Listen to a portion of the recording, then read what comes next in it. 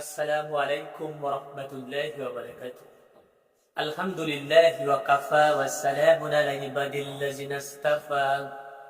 আম্মা বা'দু। আউযু বিল্লাহি মিনাশ শাইতানির রাজীম। বিসমিল্লাহির রাহমানির রাহিম। ইয়া আইয়ুহাল্লাযিনা আমানু সাল্লু আলাইহি ওয়া সাল্লিমু তাসলিমা। اللهم صل على سيدنا وحبيبنا ومولانا محمد وعلى آل سيدنا وحبيبنا ومولانا محمد. أعوذ بالله من الشيطان الرجيم. بسم الله الرحمن الرحيم.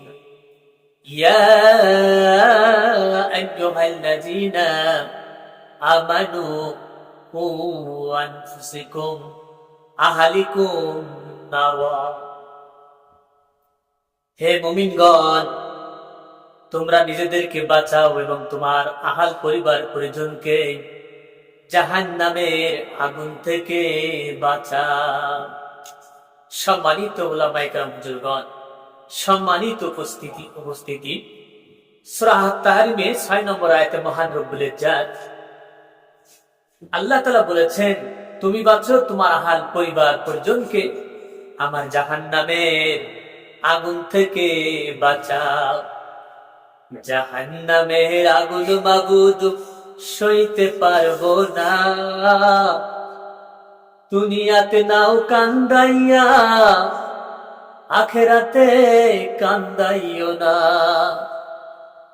জাহান্নামের আগুন মাবুদ সইতে পারবো না, দুনিয়াতে নাও কান্দাইয়া আখেরাতে কান্দাইও না। সম্মানিত উলামায়ে কেরাম, হুজুরগণ, সম্মানিত উপস্থিতি, দ্বীন শব্দের অর্থ কি আমরা জানি? দ্বীন কি একটা ইসলাম ধর্ম? না, দ্বীন কিন্তু একটা ইসলাম ধর্ম নয়। দ্বীন একটি জীবন ব্যবস্থার নাম, চলার পথের নাম, হাঁটার পথের নাম, জীবন ব্যবস্থার নাম, যে নিয়মে চললে আমরা ইসলামের গণ্ডির ভিতরে থাকতে পারি। তো আমরা দেখা যায় দ্বীন একটা ধর্মকে বানিয়ে নিয়েছি, কিন্তু না। নামাজ, রোজা, হজ, যাকাত এগুলোকে ধর্ম বানিয়ে নিয়েছি, কিন্তু না। দ্বীন হচ্ছে একটি চলার পথ, দ্বীন হচ্ছে একটি ডিসিপ্লিনের পথ, আল্লাহর দেওয়া বিধানের পথ। এইটার নাম হচ্ছে দ্বীন ইসলাম। আমার যখন ফুরাবে দিন, আসবে গহীন রাতি। আমার যখন ফুরাবে দিন, আসবে গহীন রাতি। থেকো আল্লাহ এই জীবনে তুমি চির সাথী, তুমি চির সাথী। আমার যখন পোড়াবে দিন, আসবে গহীন রাতি। থেকো আল্লাহ এই জীবনে তুমি চির সাথী, আসবে গহীন রাতি। বন্ধু আমার, ভাইরা আমার, আল্লাহর দেওয়া জীবন বিধানের পথে আমরা কয়জন আছি? জন্মের থেকে যেদিন আমি মরব, এই ফাঁক জীবনটাই, সময়টুকু ওই মহান রব্বুল ইজ্জতের নিয়ম অনুযায়ী, ডিসিপ্লিন অনুযায়ী আমাদেরকে চলতে হবে। এর নাম হচ্ছে দ্বীন, এর নাম হচ্ছে ইসলাম। যে মহান রব্বুল ইজ্জত আল্লাহ তাআলা মানুষকে, জিনকে, সমগ্র পৃথিবী তৈরি করার আগে আল্লাহ তাআলা মানুষের চলার পথ, কিভাবে সে খাবে, কিভাবে সে ব্যবসা বাণিজ্য করবে, কিভাবে সে রাজনীতি করবে, কিভাবে সে চলবে, কিভাবে হাঁটবে, সবকিছু এ টু জেড মহান রব্বুল ইজ্জত আল্লাহ তাআলা এই নিয়ম তার কোরআনের ভিতরে নির্ধারণ করে দিয়েছেন। এখন চলুন দেখি আপনি আমি কোন পথে চলছি। আপনি আমি কিন্তু উল্টা পথে চলছি, এখন উল্টা পথে চলে যদি আমার মরণ হয়ে যায় আমি কি জান্নাত পাবো? ছোটবেলা থেকে মরার আগ পর্যন্ত আমার সোনার দেশের মানুষেরা, অধিকাংশ মানুষ আল্লাহর বিরুদ্ধে আন্দোলন সংগ্রাম করে, আল্লাহর বিরুদ্ধে ভোট দেয়, রসুলের বিরুদ্ধে ভোট দেয়। এখন বন্ধু আমার, একবার চিন্তা করে দেখে, গোলামি, দাসত্ব, রাজনীতি, ভোটাভুটি, ক্যানভাস, রাত নেই দিন নেই, লেনিন কার্ল মার্কসের আইনের দাসত্ব গোলামি করে তাকে ভোট দিয়ে তাদের আইনকে বাস্তবায়ন করে সংবিধানে আমরা নিয়ে যাচ্ছি।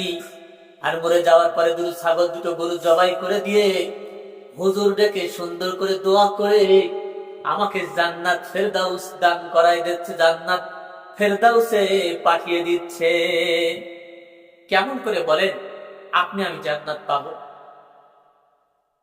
একবার চিন্তা করে দেখেছেন যে আল্লাহ তাআলা এই সমগ্র পৃথিবী তৈরি করেছেন, সাত আসমান জমিন, মানুষ, পাহাড়, আকাশ, বাতাস সবকিছু আল্লাহ তৈরি করেছেন।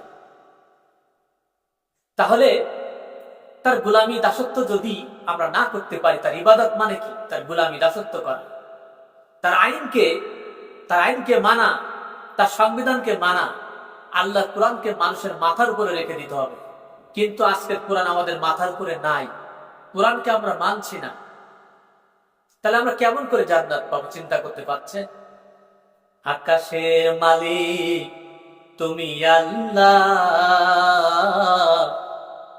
জমিনের মালিক তুমি আল্লাহ। আকাশের মালিক তুমি আল্লাহ, জমিনের মালিক তুমি আল্লাহ। মানুষের মালিক তুমি আল্লাহ, সাগরের মালিক তুমি আল্লাহ। দুনিয়ার মালিক তুমি আল্লাহ,